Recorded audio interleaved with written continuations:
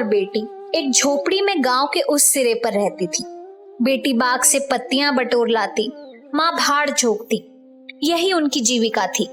सेर दो सेर अनाज मिल जाता था, खाकर पड़ी रहती थी। माता विधवा थी, बेटी कुंवारी, घर में और कोई आदमी न था। माँ का नाम गंगा था, बेटी का गौरा। गंगा को कई साल से ये चिंता लगी हुई थी कि कहीं गौरा की सगाई हो जाए, लेकिन कहीं बात पक्की ना होती थी। अपने पति के मर जाने के बाद गंगा ने कोई दूसरा घर न किया था, न कोई दूसरा धंधा ही करती थी। इससे लोगों को संदेह हो गया था कि आखिर इसका गुजर कैसे होता है। और लोग तो छाती फाड़ फाड़ कर काम करते हैं, फिर भी पेट भर अन्न मयस्सर नहीं होता। ये स्त्री कोई धंधा नहीं करती, फिर भी माँ बेटी आराम से रहती है, किसी के सामने हाथ नहीं फैलाती। इसमें कुछ न कुछ रहस्य अवश्य है। धीरे धीरे ये संदेह और भी दृढ़ हो गया और अब तक जीवित था। बिरादरी में कोई गौरा से सगाई करने पर राजी न होता था। शूद्रों की बिरादरी बहुत छोटी होती है, 10-5 कोस से अधिक उसका क्षेत्र नहीं होता। इसीलिए एक दूसरे के गुण दोष किसी से छिपे नहीं रहते, उन पर पर्दा ही डाला जा सकता है। इस भ्रांति को शांत करने के लिए माँ ने बेटी के साथ कई तीर्थ यात्राएं की, उड़ीसा तक हो आई, लेकिन संदेह ना मिटा। गौरा युवती थी, सुंदरी थी, पर उसे किसी ने कुएं पर या खेतों में हंसते बोलते नहीं देखा। उसकी निगाह कभी ऊपर उठती ही न थी। लेकिन ये बातें भी संदेह को और पुष्ट करती थी। अवश्य कोई ना कोई रहस्य है। कोई युवती इतनी सती नहीं हो सकती, कुछ गुपचुप की बात अवश्य है। यूं ही दिन गुजरते जाते थे। बुढ़िया दिनों दिन चिंता से घुल रही थी। उधर सुंदरी की मुख छवि दिनों दिन निहरती जाती थी, कली खिलकर फूल हो रही थी। एक दिन एक परदेसी गांव से होकर निकला, 10-12 कोस से आ रहा था। नौकरी की खोज में कलकत्ता जा रहा था। रात हो गई। किसी कहार का घर पूछता हुआ गंगा के घर आया। गंगा ने उसका खूब आदर सत्कार किया, उसके लिए गेहूं का आटा लाई, घर से बर्तन निकाल कर दिए। कहार ने पकाया, खाया, लेटा, बातें होने लगी। सगाई की चर्चा छिड़ गई। कहार जवान था। गौरा पर निगाह पड़ी, उसका रंग ढंग देखा, उसकी सजल छवि आंखों में खुब गई। सगाई करने पर राजी हो गया, लौटकर घर चला गया। 2-4 गहने अपनी बहन के यहाँ से लाया। गांव की बजाज ने कपड़े उधार दे दिए। 2-4 भाई बंदों के साथ सगाई करने आ पहुंचा। सगाई हो गई, यहीं रहने लगा। गंगा बेटी और दामाद को आंखों से दूर न कर सकती थी। परंतु 10 ही 5 दिनों में मंगरू के कानों में इधर उधर की बातें पड़ने लगी। सिर्फ बिरादरी ही की नहीं, अन्य जाति वाले भी उनके कान भरने लगे। ये बातें सुन सुनकर मंगरू पछताता था कि नाहक यहाँ फंसा, पर गौरा को छोड़ने का ख्याल कर उसका दिल कांप उठता था। 1 महीने के बाद मंगरू अपनी बहन के गहने लौटाने गया। खाने के समय उसका बहनोई उसके साथ भोजन करने न बैठा। मंगरू को कुछ संदेह हुआ। बहनोई से बोला, तुम क्यों नहीं आते? बहनोई ने कहा, तुम खा लो, मैं फिर खा लूंगा। मंगरू ने पूछा, बात क्या है? तुम खाने क्यों नहीं उठते? जब तक पंचायत न होगी मैं तुम्हारे साथ कैसे खा सकता हूँ? तुम्हारे लिए बिरादरी भी नहीं छोड़ दूंगा। किसी से पूछा न गाचा, जाकर एक हरजाई से सगाई कर ली। मंगरू चौके पर उठाया, मिर्जई पहनी और ससुराल चला आया। बहन खड़ी रोती रह गई। उसी रात को वो किसी से कुछ कहे सुने बगैर गौरा को छोड़कर कहीं चला गया। गौरा नींद में मग्न थी। उसे क्या खबर थी कि वो रत्न जो मैंने इतनी तपस्या के बाद पाया है, मुझे सदा के लिए छोड़े चला जा रहा है। कई साल बीत गए, मंगरू का कुछ पता न चला, कोई पत्र तक न आया। पर गौरा बहुत प्रसन्न थी। वो मांग में सेंदूर डालती, रंग बिरंगे कपड़े पहनती और अधरों पर मिस्सी के धड़े जमाती। मंगरू भजनों की एक पुरानी किताब छोड़ गया था, उसे कभी कभी पढ़ती और गाती। मंगरू ने उसे हिंदी सिखा दी थी। टटोल टटोल कर भजन पढ़ लेती थी। पहले वो अकेली बैठी रहती। गांव की और स्त्रियों के साथ बोलते चालते उसे शर्म आती थी। उसके पास वो वस्तु न थी जिस पर दूसरी स्त्रियां गर्व करती थी। सभी अपने अपने पति की चर्चा करती। गौरा का पति कहाँ था? वो किसकी बातें करती? अब उसके भी पति था। अब वो अन्य स्त्रियों के साथ इस विषय पर बातचीत करने की अधिकारिणी थी। वो भी मंगरू की चर्चा करती। मंगरू कितना स्नेहशील है, कितना सज्जन, कितना वीर। पति चर्चा से उसे कभी तृप्ति ही ना होती थी। स्त्रियों ने पूछा, मंगरू तुम्हें छोड़कर क्यों चले गए?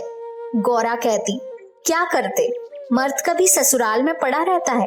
देश परदेश में निकलकर 4 पैसे कमाना ही तो मर्दों का काम है, नहीं तो मान मर्यादा का निर्वाह कैसे हो। जब कोई पूछता चिट्ठी पत्री क्यों नहीं भेजते, तो हंसकर कहती अपना पता ठिकाना बताने में डरते हैं, जानते हैं ना गौरा आकर सिर पर सवार हो जाएगी। सच कहती हूँ, उनका पता ठिकाना मालूम हो जाए तो यहाँ मुझसे एक दिन भी न रहा जाए। वो बहुत अच्छा करते हैं कि मेरे पास चिट्ठी पत्री नहीं भेजते।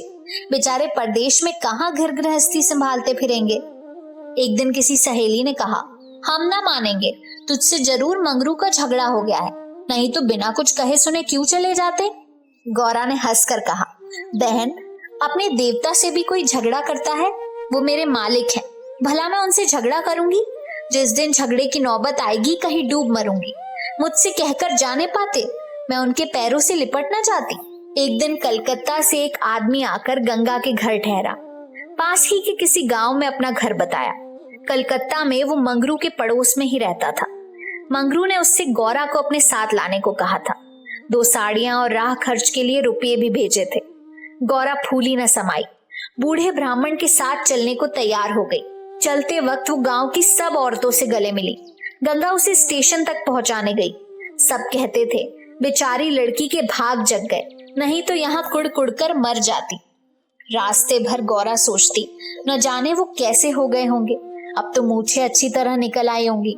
परदेश में आदमी सुख से रहता है, देह भर आई होगी, बाबू साहब हो गए होंगे। मैं पहले 2-3 दिन उनसे बोलूंगी नहीं, फिर पूछूंगी तुम मुझे छोड़कर क्यों चले गए। अगर किसी ने मेरे बारे में कुछ बुरा भला कहा ही था तो तुमने उसका विश्वास क्यों कर लिया। तुम अपनी आंखों से न देखकर दूसरों के कहने पर क्यों गए। मैं भली हूं या बुरी हूं तो तुम्हारी। तुमने मुझे इतने दिनों रुलाया क्यों। तुम्हारे बारे में अगर इसी तरह कोई मुझसे कहता तो क्या मैं तुमको छोड़ देती। जब तुमने मेरी बाह पकड़ ली तो तुम मेरे हो गए, फिर तुम में लाख ऐब हो मेरी बला से। चाहे तुम तुर्क ही क्यों ना हो जाओ, मैं तुम्हें छोड़ नहीं सकती। तुम क्यों मुझे छोड़कर भागे। क्या समझते थे भागना सहज है। आखिर झक मारकर बुलाया कि नहीं, कैसे न बुलाते। मैंने तो तुम्हारे ऊपर दया की कि चली आई, नहीं तो कह देती कि मैं ऐसे निर्दय के पास नहीं जाती, तो तुम आप दौड़े आते। तप करने से देवता भी मिल जाते हैं, आकर सामने खड़े हो जाते हैं, तुम कैसे ना आते। वो धरती बार बार उद्विग्न होकर बूढ़े ब्राह्मण से पूछती, अब कितनी दूर है, धरती के छोर पर रहते हैं क्या। और भी कितनी ही बातें वो पूछना चाहती थी, लेकिन संकोचवश न पूछ सकती थी। मन ही मन अनुमान करके अपने को संतुष्ट कर लेती थी।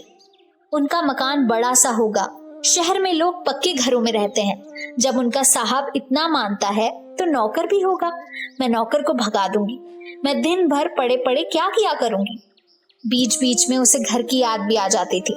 बेचारी अम्मा रोती होंगी, अब उन्हें घर का सारा काम आप ही करना पड़ेगा। न जाने बकरियों को चराने ले जाती हैं या नहीं। बेचारी दिन भर मैं करती होंगी। मैं अपनी बकरियों के लिए महीने महीने रुपए भेजूंगी। जब कलकत्ता से लौटूंगी तब सबके लिए साड़ियां लाऊंगी। तब मैं इस तरह थोड़ी लौटूंगी। मेरे साथ बहुत सा असबाब होगा, सबके लिए कोई ना कोई सौगात लाऊंगी। तब तक तो बहुत सी बकरियां हो जाएंगी। यही सुख स्वप्न देखते देखते गौरा ने सारा रास्ता काट दिया। पगली क्या जानती थी कि मेरे मान कुछ और, कर्ता के मन कुछ और। क्या जानती थी कि बूढ़े ब्राह्मणों के भेष में पिशाच होते हैं। मन की मिठाई खाने में मग्न थी। तीसरे दिन गाड़ी कलकत्ता पहुंची। गौरा की छाती धड़धड़ करने लगी। वो यहीं कहीं खड़े होंगे, अब आते ही होंगे। ये सोचकर उसने घूंघट निकाल लिया और संभल बैठी, मगर मंगरू वहां न दिखाई दिया। बूढ़ा ब्राह्मण बोला, मंगरू तो यहाँ नहीं दिखाई देता। मैं चारों ओर छान आया, शायद किसी काम में लग गया होगा, आने की छुट्टी न मिली होगी। मालूम भी तो ना था कि हम लोग किस गाड़ी से आ रहे हैं। उनकी राह क्यों देखें, चलो डेरे पर चलें। दोनों गाड़ी पर बैठकर चले। गौरा कभी तांगे पर सवार ना हुई थी। उसे गर्व हो रहा था कि कितने ही बाबू लोग पैदल जा रहे हैं, मैं तांगे पर बैठी हूँ। एक क्षण में गाड़ी मंगरू के डेरे पर पहुंच गई। एक विशाल भवन था, आहता साफ सुथरा। साइबान में फूलों के गमले रखे हुए थे। ऊपर चढ़ने लगी। विस्मय, आनंद और आशा से उसे अपनी सुधि ही न थी। सीढ़ियों पर चढ़ते चढ़ते पैर दुखने लगे। ये सारा महल उनका है, किराया बहुत सा देना पड़ता होगा। रुपए को तो वो कुछ समझते ही नहीं। उसका हृदय धड़क रहा था कि कहीं मंगरू ऊपर से उतरते आ न रहे हों। सीढ़ी पर भेंट हो गई तो मैं क्या करूंगी? भगवान करे वो पड़े सोते रहे हों, तब मैं जगाऊं और वो मुझे देखते ही हड़बड़ा कर उठ बैठे। आखिर सीढ़ियों का अंत हुआ। ऊपर एक कमरे में गौरा को ले जाकर ब्राह्मण देवता ने बिठा दिया। यही मंगरू का डेरा था। मगर मंगरू यहां भी न दारत। कोठरी में केवल एक खाट पड़ी हुई थी। एक किनारे 2-4 बर्तन रखे हुए थे। यही उनकी कोठरी है। तो मकान किसी दूसरे का है। उन्होंने ये कोठरी किराए पर ली होगी। मालूम होता है रात को बाजार में पूरियां खाकर सो रहे होंगे। यही उनके सोने की खाट है। एक किनारे घड़ा रखा हुआ था। गौरा को मारे प्यास के तालू सूख रहा था। घड़े से पानी उड़ेल कर पिया। एक किनारे पर एक झाड़ू रखा था। गौरा रास्ते की थकी थी, पर प्रेमोल्लास में थकन कहाँ। उसने कोठरी में झाड़ू लगाया, बर्तनों को धो धोकर एक जगह रखा। कोठरी की एक एक वस्तु, यहाँ तक कि उसकी फर्श और दीवारों में उसे आत्मीयता की झलक दिखाई देती थी। उस घर में भी जहाँ उसने अपने जीवन के 25 वर्ष काटे थे, उसे अधिकार का ऐसा गौरव युक्त आनंद न प्राप्त हुआ था। मगर उस कोठरी में बैठे बैठे उसे संध्या हो गई और मंगरू का कहीं पता नहीं। अब छुट्टी मिली होगी। सांझ को सब जगह छुट्टी होती है। अब वो आ रहे होंगे। मगर बूढ़े बाबा ने उनसे कह तो दिया ही होगा। वो क्या अपने साहब से थोड़ी देर की छुट्टी भी ना ले सकते थे? कोई बात होगी, तभी तो नहीं आए। अंधेरा हो गया। कोठरी में दीपक न था। गौरा द्वार पर खड़ी पति की बाट देख रही थी। जाने पर बहुत से आदमियों के चढ़ने उतरने की आहट मिलती थी। बार बार गौरा को मालूम होता था कि वो आ रहे हैं, पर इधर कोई ना आता था। 9 बजे बूढ़े बाबा आए। गौरा ने समझा मंगरू है। झटपट कोठरी के बाहर निकल आई। देखा तो ब्राह्मण। बोली, वो कहाँ रह गए? बूढ़े ने कहा, उनकी तो यहाँ से बदली हो गई। दफ्तर में गया था तो मालूम हुआ कि वो अपने साहब के साथ यहाँ से कोई 8 दिन की राह पर चले गए। उन्होंने साहब से बहुत हाथ पैर जोड़े कि मुझे 10 दिन की मोहलत दे दीजिए, लेकिन साहब ने एक न मानी। मंगरू यहाँ के लोगों से कह गए हैं कि घर के लोग आए तो मेरे पास भेज देना। अपना पता दे गए हैं। कल मैं तुम्हें यहाँ से जहाज पर बैठा दूंगा। उस जहाज पर हमारे देश के और भी बहुत से होंगे, इसलिए मार्ग में कोई कष्ट ना होगा। गौरा ने पूछा, कै दिन में जहाज पहुंचेगा? बूढ़े ने कहा, 8-10 दिन से कम न लगेंगे, मगर घबराने की कोई बात नहीं। तुम्हें किसी बात की तकलीफ ना होगी। अब तक गौरा को अपने गांव लौटने की आशा थी। कभी ना कभी वो अपने पति को वहां अवश्य खींच ले जाएगी। लेकिन जहाज पर बैठकर उसे ऐसा मालूम हुआ कि अब फिर माता को न देखूंगी, फिर गांव के दर्शन न होंगे। देश से सदा के लिए नाता टूट रहा है। देर तक घाट पर खड़ी रोती रही। जहाज और समुद्र देखकर उसे भय हो रहा था। हृदय दहल जाता था। शाम को जहाज खुला। उस समय गौरा का हृदय एक अक्षय भय से चंचल हो उठा।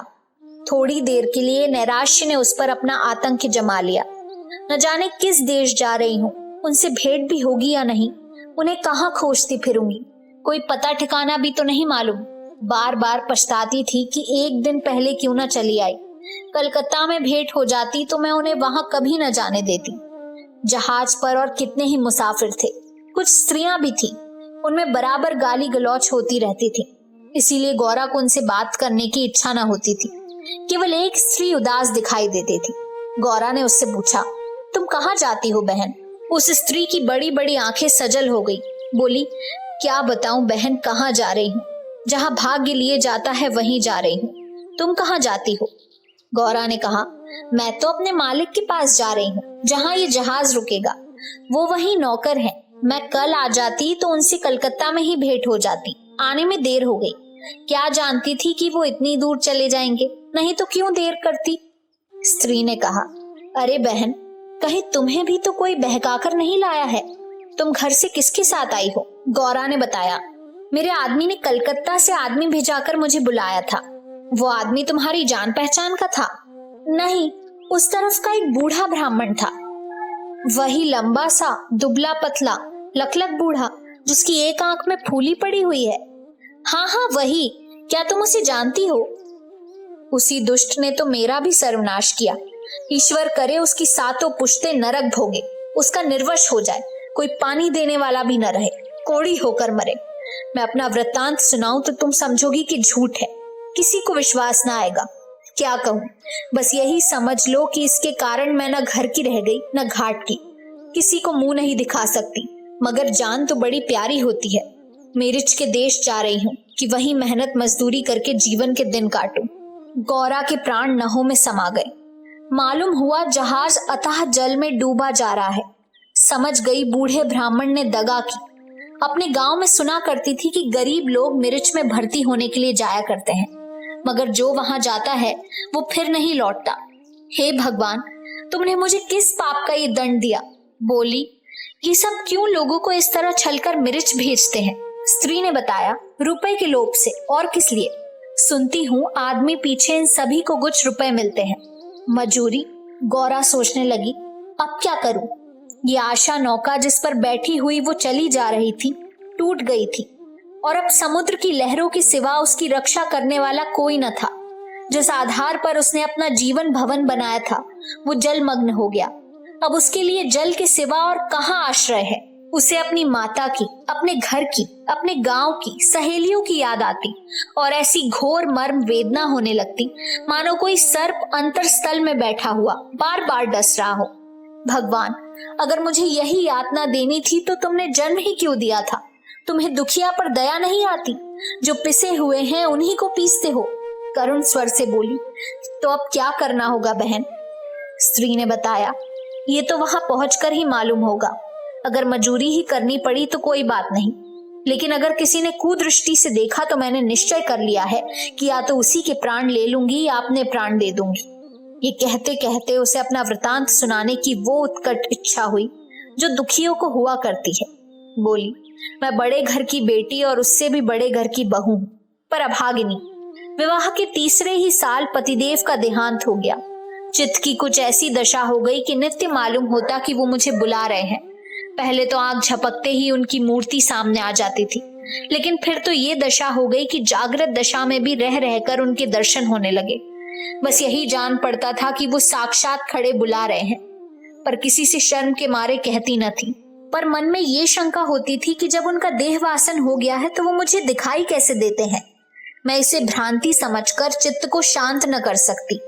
मन कहता था, जो वस्तु प्रत्यक्ष दिखाई देती है वो मिल क्यों नहीं सकती? केवल वो ज्ञान चाहिए। साधु महात्माओं के सिवा ज्ञान और कौन दे सकता है? मेरा तो अब भी विश्वास है कि अभी भी ऐसी क्रियाएं हैं जिनसे हम मरे हुए प्राणियों से बातचीत कर सकते हैं, उनको स्थूल रूप में देख सकते हैं। महात्माओं की खोज में रहने लगी। मेरे यहाँ अक्सर साधु संत आते थे, उनसे एकांत में इस विषय में बातें किया करती थी, पर वे लोग सदुपदेश देकर मुझे टाल देते थे। मुझे सदुपदेशों की जरूरत न थी। मैं वैधव्य धर्म खूब जानती थी। मैं तो वो ज्ञान चाहती थी जो जीवन और मरण के बीच का पर्दा उठा दे। 3 साल तक मैं इसी खेल में लगी रही। 2 महीने होते हैं, वही बूढ़ा ब्राह्मण सन्यासी बना हुआ मेरे यहाँ जा पहुंचा। मैंने इससे वही भिक्षा मांगी। इस धूर्त ने कुछ ऐसा माया जाल फैलाया कि मैं आंखें रहते हुए भी फंस गई। अब सोचती हूँ तो अपने ऊपर आश्चर्य होता है कि मुझे उसकी बातों पर इतना विश्वास क्यों हुआ। मैं पति दर्शन के लिए सब कुछ झेलने को, सब कुछ करने को तैयार थी। इसने रात को अपने पास बुलाया। मैं घर वालों से पड़ोसिन के घर जाने का बहाना करके इसके पास चली गई। एक पीपल से इसकी धुई जल रही थी। उस विमल चांदनी में ये जटाधारी ज्ञान और योग का देवता सा मालूम होता था। मैं आकर धुई के पास खड़ी हो गई। उस समय यदि बाबा जी मुझे आग में कूद पड़ने की आज्ञा देते तो मैं तुरंत कूद पड़ती। इसने मुझे बड़े प्रेम से बैठाया और मेरे सिर पर हाथ रखकर न जाने क्या कर दिया कि मैं बेसुध हो गई। फिर मुझे कुछ नहीं मालूम हुआ कि मैं कहाँ गई, क्या हुआ। जब मुझे होश आया तो मैं रेल पर सवार थी। जी में आया कि चिल्लाऊं, पर यह सोचकर कि अब गाड़ी रुक भी गई और मैं उतर भी पड़ी तो घर में घुसने न पाऊंगी, मैं चुपचाप बैठी रही। मैं परमात्मा की दृष्टि से निर्दोष थी, पर संसार की दृष्टि में कलंकित हो चुकी थी। रात को किसी युवती का घर से निकल जाना कलंकित करने के लिए काफी था। जब मुझे मालूम हो गया कि सब मुझे टापू में भेज रहे हैं तो मैंने जरा भी आपत्ति नहीं की। मेरे लिए अब सारा संसार एक सा है। जिसका संसार में कोई ना हो उसके लिए देश परदेश दोनों बराबर है। हाँ, ये पक्का निश्चय कर चुकी हूँ कि मरते दम तक अपने सत की रक्षा करूंगी। विधि के हाथ में मृत्यु से बढ़कर कोई यातना नहीं। विधवा के लिए मृत्यु का क्या भय, उसका तो जीना और मरना दोनों बराबर है। बल्कि मर जाने से जीवन की विपत्तियों का तो अंत हो जाएगा। गौरा ने सोचा, इस स्त्री में कितना धैर्य और साहस है, फिर मैं क्यों इतनी कातर और निराश हो रही हूँ। जब जीवन की अभिलाषाओं का अंत हो गया तो जीवन के अंत का क्या डर। बोली, बहन, हम और तुम एक जगह रहेंगी, मुझे तो अब तुम्हारा ही भरोसा है। स्त्री ने कहा, भगवान का भरोसा रखो और मरने से मत डरो। सघन अंधकार छाया हुआ था। ऊपर काला आकाश था, नीचे काला जल। गौरा आकाश की ओर ताक रही थी, उसकी संगिनी जल की ओर। उसके सामने आकाश के कुसुम थे, इसके चारों ओर अनंत अखंड अपार अंधकार था। जहाज से उतरते ही एक आदमी ने यात्रियों के नाम लिखने शुरू किए। इसका पहनावा तो अंग्रेजी था, पर बातचीत से हिंदुस्तानी मालूम होता था। गौरा सिर झुकाए अपनी संगिनी के पीछे खड़ी थी। उस आदमी की आवाज सुनकर वो चौंक पड़ी। उसने दबी आंखों से उसकी ओर देखा। उसके समस्त शरीर में वो सनसनी दौड़ गई। क्या स्वप्न तो नहीं देख रही हूं? आंखों पर विश्वास न आया। फिर उस पर निगाह डाली। उसकी छाती वेग से धड़कने लगी, पैर थरथर कांपने लगे। ऐसा मालूम होने लगा मानो चारों ओर जल ही जल है और उसमें और बही जा रही हूं। उसने अपनी संगिनी का हाथ पकड़ लिया, नहीं तो जमीन में गिर पड़ती। उसके सम्मुख वही पुरुष खड़ा था जो उसका प्राणधार था और जिससे इस जीवन में भेंट होने की उसे लेश मात्र भी आशा न थी। ये मंगरू था, इसमें जरा भी संदेह न था। हाँ, उसकी सूरत बदल गई थी। यौवन काल का वो कांतिमय साहस, सदैव छवि नाम को भी न थी। बाल खिचड़ी हो गए थे, गाल पिचके हुए, लाल आंखों से कुवासना और कठोरता झलक रही थी, पर था वो मंगरू। गौरा के जी में प्रबल इच्छा हुई कि स्वामी के पैरों से लिपट जाऊं। चिल्लाने को जी चाहा, पर संकोच ने मन को रोका। बूढ़े ब्राह्मण ने बहुत ठीक कहा था। स्वामी ने अवश्य मुझे बुलाया था और आने से पहले यहाँ चले आए। उसने अपनी संगिनी के कान में कहा, बहन, तुम उस ब्राह्मण को व्यर्थ ही बुरा कह रही थी। यही तो वो हैं जो यात्रियों के नाम लिख रहे हैं। स्त्री ने कहा, सच, खूब पहचानती हो। गौरा ने कहा, बहन, क्या इसमें भी संदेह हो सकता है? तब तो तुम्हारे भाग जग गए। मेरी भी सुधि लेना। बहन, भला ऐसा भी हो सकता है कि यहाँ तुम्हें छोड़ दूं? मंगरू यात्रियों से बात बात पर बिगड़ता था, बात बात पर गालियां देता था। कई आदमियों को ठोकर मारे और कई को केवल गांव का जिला न बता सकने के कारण धक्का देकर गिरा दिया। गौरा मन ही मन गड़ी जाती थी। साथ ही अपने स्वामी के अधिकार पर उसे गर्व भी हो रहा था। आखिर मंगरू उसके सामने आकर खड़ा हो गया और कुचेष्टापूर्ण नेत्रों से देखकर बोला, तुम्हारा क्या नाम है? गौरा ने कहा, गौरा। मंगरू चौंक पड़ा, फिर बोला, घर कहाँ है? मदनपुर, जिला बनारस। ये कहते कहते हंसी आ गई। मंगरू ने अब उसकी ओर ध्यान से देखा, तब लपक कर उसका हाथ पकड़ लिया और बोला, गौरा, तुम यहाँ कहाँ? मुझे पहचानती हो? गौरा रो रही थी, मुंह से बात न निकली। मंगरू फिर बोला, तुम यहाँ कैसे आई? गौरा खड़ी हो गई, आंसू पोंछ डाले और मंगरू की ओर देखकर बोली, तुम ही ने तो बुला भेजा था। मंगरू ने कहा, मैं तो 7 साल से यहाँ हूँ। तुमने उस बूढ़े ब्राह्मण से मुझे लाने को नहीं कहा था? कह तो रहा हूँ मैं 7 साल से यहाँ हूँ, मरने पर ही यहाँ से जाऊंगा। भला तुम्हें क्यों बुलाता? गौरा को मंगरू से इस निष्ठुरता की आशा न थी। उसने सोचा, अगर ये सत्य भी हो कि इसने मुझे नहीं बुलाया, तो भी इन्हें मेरा यूं अपमान न करना चाहिए था। क्या वो समझते हैं कि मैं इनकी रोटियों पर आई हूँ? ये तो इतने ओछे स्वभाव के न थे। शायद दर्जा पाकर इन्हें मद हो गया है। नारी सुलभ अभिमान से गर्दन उठाकर उसने कहा, तुम्हारी इच्छा हो तो अब यहाँ से लौट जाऊं, तुम्हारे ऊपर भार बनना नहीं चाहती।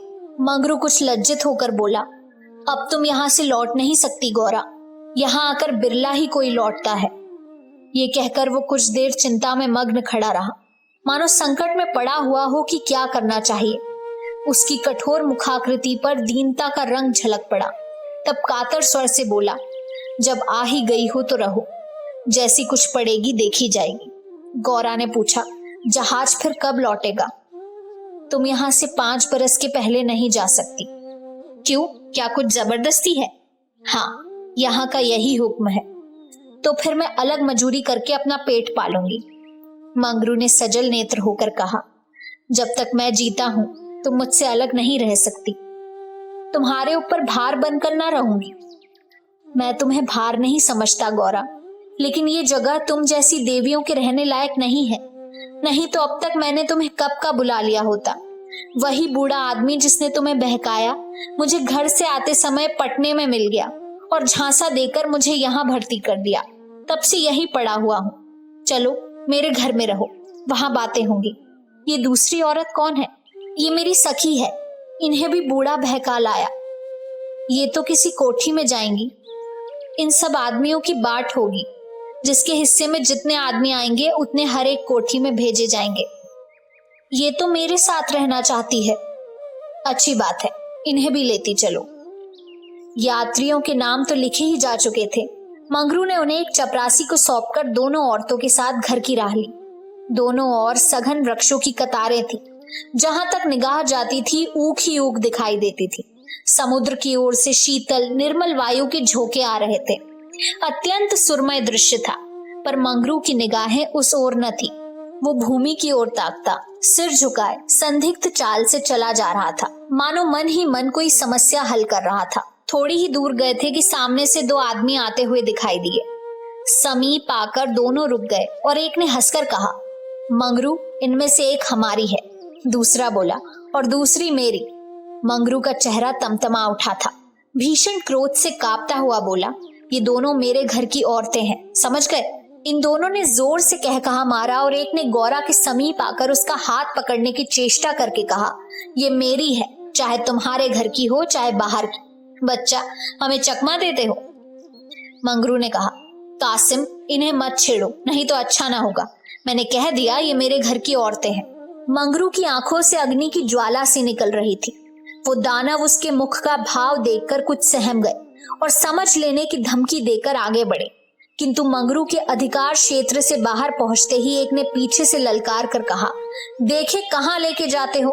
मंगरू ने उधर ध्यान नहीं दिया, जरा कदम बढ़ाकर चलने लगता, जैसे संध्या में एकांत में हम कब्रिस्तान के पास से गुजरते हैं। हमें पग पग पर यह शंका होती है कि कोई शब्द कान में न पड़ जाए, कोई सामने आकर खड़ा न हो जाए, कोई जमीन के नीचे से कफन ओढ़े उठ न खड़ा हो। गौरा ने कहा, ये दोनों बड़े सौदे थे, और मैं किस लिए कह रहा था कि ये जगह तुम जैसी स्त्रियों के रहने लायक नहीं है। सहसा दाहिनी तरफ से एक अंग्रेज घोड़ा दौड़ाता आ पहुंचा और मंगरू से बोला, वेल जमादार, ये दोनों औरतें हमारी कोठी में रहेगा। हमारी कोठी में कोई औरत नहीं है। मंगरू ने दोनों औरतों को अपने पीछे कर लिया और सामने खड़ा होकर बोला, साहब, ये दोनों हमारे घर की औरतें हैं। ओहो, तुम झूठा आदमी, हमारे कोठी में कोई औरत नहीं है और तुम दो ले जाएगा? ऐसा नहीं हो सकता। गौरा की ओर इशारा करके बोला, इसको हमारी कोठी पर पहुंचा दो। मंगरू ने सिर से पैर तक कांपते हुए कहा, ऐसा नहीं हो सकता। मगर साहब आगे बढ़ गया था, उसके कान में बात न पहुंची। उसने हुक्म दे दिया था और उसकी तामील करना जमादार का काम था। शेष मार्ग निर्विघ्न समाप्त हुआ। आगे मजदूरों के रहने के मिट्टी के घर थे। द्वारों पर स्त्री पुरुष जहां तहां बैठे हुए थे। सभी इन दोनों स्त्रियों की ओर घूरते थे और आपस में इशारे करते हंसते थे। गौरा ने देखा, उनमें छोटे बड़े का लिहाज नहीं है, न किसी की आंखों में शर्म है।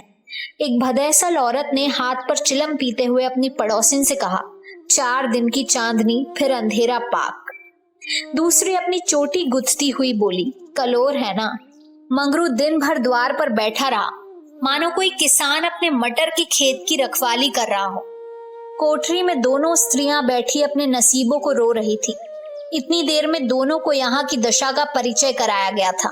दोनों भूखी प्यासी बैठी थी।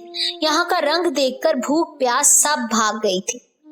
रात के 10 बजे होंगे कि एक सिपाही ने आकर मंगरू से कहा, चलो, तुम्हें जंट साहब बुला रहे हैं। मंगरू ने बैठे बैठे कहा, देखो नब्बी, तुम भी हमारे देश के आदमी हो, कोई मौका पड़े तो हमारी मदद करोगे ना? जाकर साहब से कह दो मंगरू कहीं गया है, बहुत होगा जुर्माना कर देंगे। नब्बी ने कहा, ना भैया, गुस्से में भरा बैठा है, पिए हुए है, कहीं मार चले तो बस, चमड़ा इतना मजबूत नहीं है। अच्छा तो जाकर कह दो नहीं आता। मुझे क्या, जाकर कह दूंगा, पर तुम्हारी खैरियत नहीं है कि बंगले पर चला। ये वही साहब थे जिनसे आज मंगरू की भेंट हुई थी। मंगरू जानता था कि साहब से बिगाड़ करके यहाँ एक क्षण भी निर्वाह नहीं हो सकता। जाकर साहब के सामने खड़ा हो गया। साहब ने दूर से ही डांटा, वो औरत कहाँ है? तुमने उसे अपने घर में क्यों रखा है? हुजूर, वो मेरी ब्याहता औरत है। अच्छा, वो दूसरी कौन है? वो मेरी सगी बहन है हुजूर। हम कुछ नहीं जानता, तुमको लाना पड़ेगा, दो में से कोई एक। मंगरू पैरों पर गिर पड़ा और रो रो कर अपनी सारी राम कहानी सुना गया, पर साहब जरा भी न पसीजे। अंत में वो बोला, हुजूर, वो दूसरी औरतों की तरह नहीं है, अगर यहाँ आ भी गई तो प्राण दे देंगी। साहब ने हंसकर कहा, हो, जान देना इतना आसान नहीं है। नब्बी ने कहा, मंगरू अपनी दाव रोते क्यों हो? तुम हमारे घर नहीं घुसते थे, अब भी जब घात पाते हो जा पहुंचते हो, अब क्यों रोते हो? ओ, ये बदमाश है, अभी जाकर लाओ, नहीं तो हम तुमको हंटरों से पीटेगा।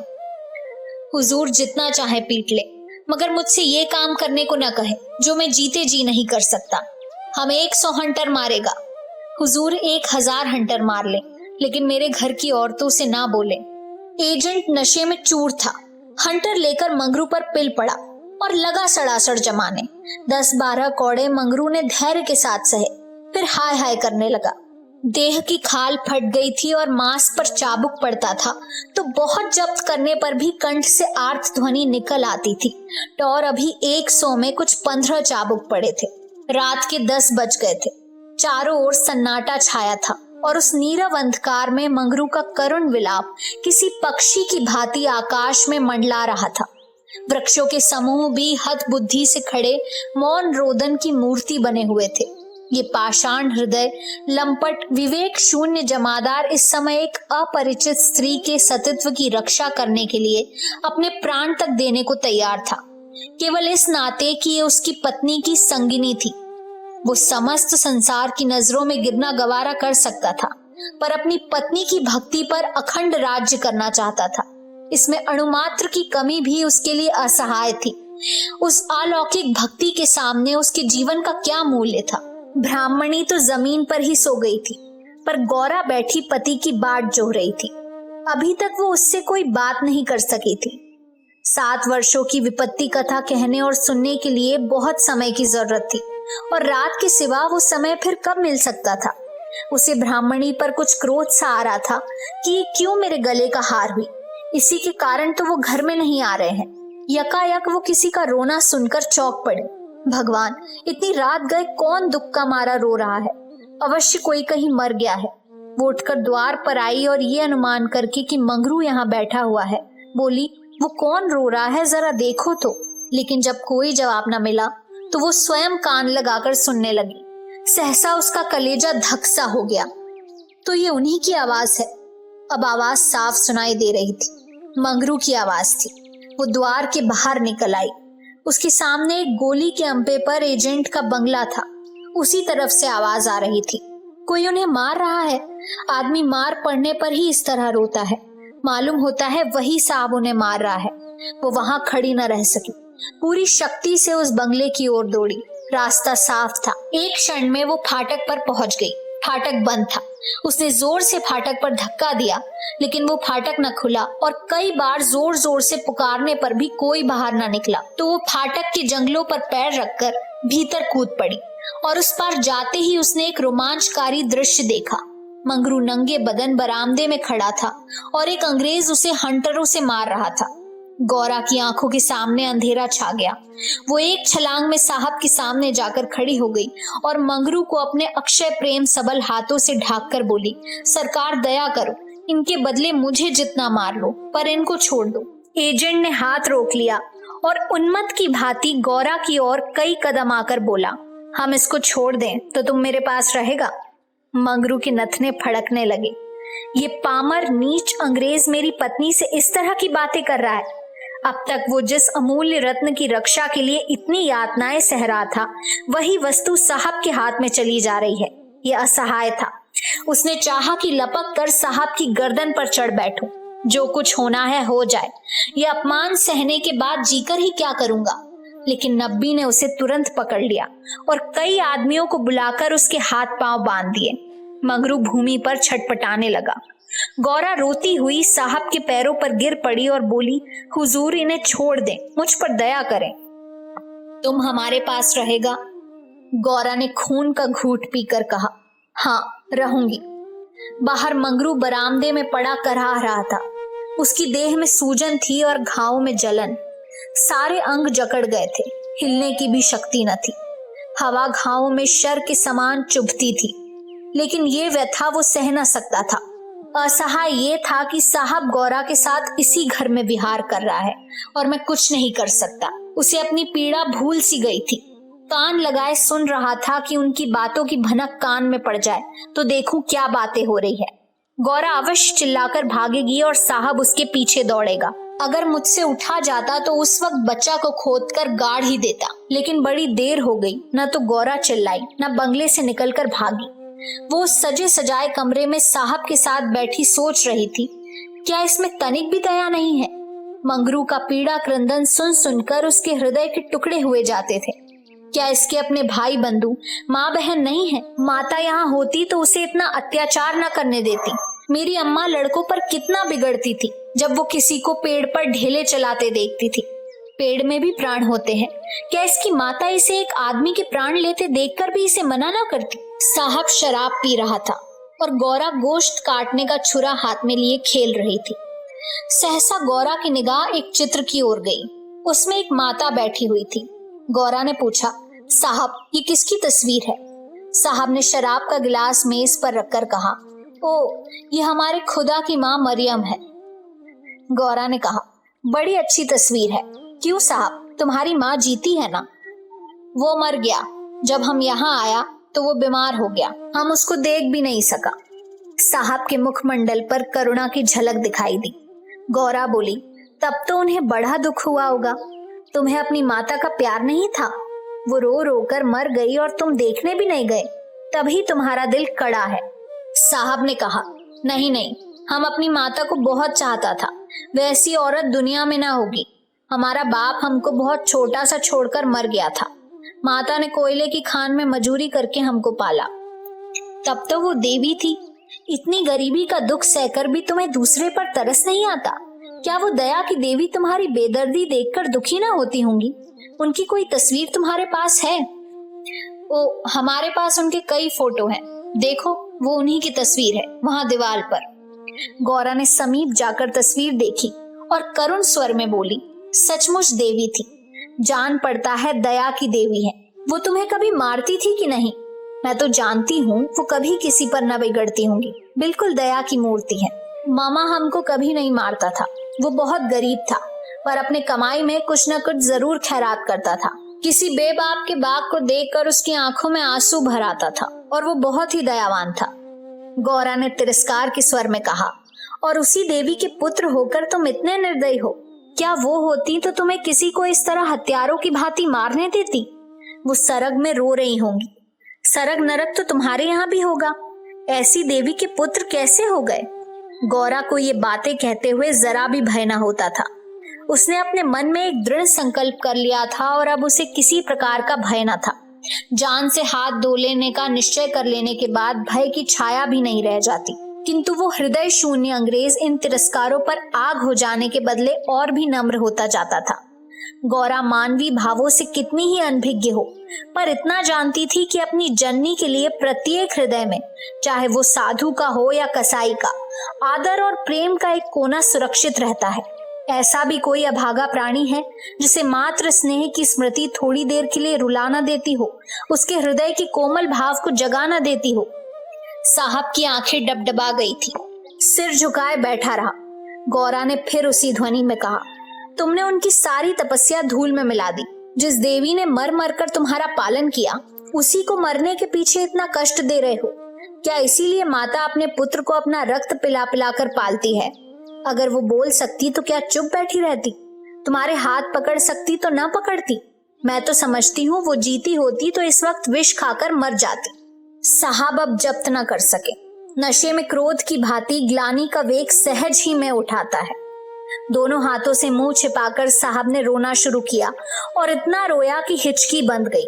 माता के चित्र के सम्मुख जाकर वो कुछ देर तक खड़ा रहा, मानो माता से क्षमा मांग रहा हो। तब आकर आर्द्र कंठ से बोला, हमारे माता को अब कैसे शांति मिलेगा? हाय हाय, हमारे सबब से उसको स्वर्ग में भी सुख नहीं मिला। हम कितना अभागा हैं। गौरा ने कहा, अभी जरा देर में तुम्हारा मन बदल जाएगा और फिर तुम दूसरों पर अत्याचार करने लगोगे। नहीं नहीं, अब हम मामा को कभी दुख नहीं देगा। हम अभी मंगरू को अस्पताल भेजता है। रात ही को मंगरू अस्पताल पहुंचा दिया गया। एजेंट खुद उसको पहुंचाने आया। गौरा भी उसके साथ थी। मंगरू को ज्वर हो आया था, बेहोश पड़ा हुआ था। मंगरू ने 3 दिन आंखें न खोली और गौरा तीनों दिन उसके पास बैठी रही। एक क्षण के लिए भी वहां से न हटी। एजेंट भी कई बार हालचाल पूछने आ जाता और हर मर्तबा गौरा से क्षमा मांगता। चौथे दिन मंगरू ने आंखें खोली तो देखा गौरा सामने बैठी हुई है। गौरा उसे आंखें खोलते देखकर पास आ खड़ी हुई और बोली, अब कैसा जी है? मंगरू ने कहा, तुम यहाँ कब आई? मैं तो तुम्हारे साथ ही यहाँ आई थी, तब से यही हूँ। साहब के बंगले में क्या जगह नहीं है? अगर बंगले की चाह होती तो 7 समुद्र पार तुम्हारे पास क्यों आती? आकर कौन सा सुख दे दिया है? तुम्हें यही करना था तो मुझे मर क्यों न जाने दिया? गौरा ने झुंझला कर कहा, तुम इस तरह की बातें मुझसे ना करो। ऐसी बातों से मेरी देह में आग लग जाती है। मंगरू ने मुंह फेर लिया, मानो उसे गौरा की बात पर विश्वास नहीं आया। दिन भर गौरा मंगरू के पास बेदाना पानी खड़ी रही। गौरा ने कई बार उसे बुलाया, लेकिन वो चुप्पी साधे रह गया। ये संदेह युक्त निरादर कोमल हृदय गौरा के लिए असहाय था। जिस पुरुष को वो देव तुल्य समझती थी, उसके प्रेम से वंचित होकर वो कैसे जीवित रह सकती थी? यही प्रेम उसके जीवन का आधार था। उसे खोकर अब वो अपना सर्वस्व खो चुकी थी। आधी रात से अधिक बीत चुकी थी। मंगरू बेखबर सोया हुआ था। शायद वो कोई स्वप्न देख रहा था। गौरा ने उसके चरणों पर सिर रखा और अस्पताल से निकली। मंगरू ने उसका परित्याग कर दिया था। वो भी उसका परित्याग करने जा रही थी। अस्पताल के पूर्व दिशा में एक फरलांग पर एक छोटी सी नदी बहती थी। गौरा उसके कगार पर खड़ी हो गई। अभी कई दिन पहले वो अपने गांव में आराम से पड़ी हुई थी। उसे क्या मालूम था कि जो वस्तु इतनी मुश्किल से मिल सकती है, वो उतनी आसानी से खोई भी जा सकती है। उसे अपनी माँ की, अपने घर की, अपनी सहेलियों की, अपनी बकरी के बच्चों की याद आई। वो सब कुछ छोड़कर इसीलिए यहाँ आई थी। पति के ये शब्द, क्या साहब के बंगले में जगह नहीं है? उसके मर्म स्थान में बाणों के समान चुभे हुए थे। ये सब मेरे ही कारण तो हुआ। मैं न रहूंगी तो वो फिर आराम से रहेंगे। सहसा उसे ब्राह्मणी की याद आ गई। उस दुखिया के दिन यहाँ कैसे कटेंगे? चलकर साहब से कह दूं कि उसे या तो उसके घर भेज दे या किसी पाठशाला में काम दिला दे। वो लौटना ही चाहती थी कि किसी ने पुकारा, गौरा, गौरा। वो मंगरू का करुण कंपित स्वर था। वो चुपचाप खड़ी हो गई। मंगरू ने फिर पुकारा, गौरा, गौरा, तुम कहाँ हो? मैं ईश्वर से कहता हूं कि। गौरा ने और कुछ न सुना। वो धम से नदी में कूद पड़ी। बिना अपने जीवन का अंत किए वो स्वामी की विपत्ति का अंत न कर सकती थी। धमाके की आवाज सुनते ही मंगरू भी नदी में कूदा। वो अच्छा तैराक था, मगर कई बार गोते मारने पर भी गौरा का कहीं पता न चला। प्रातःकाल दोनों लाशें साथ साथ नदी में तैर रही थी। जीवन यात्रा में उन्हें वो चिर संग कभी ना मिला था। स्वर्ग यात्रा में दोनों साथ साथ जा रहे थे।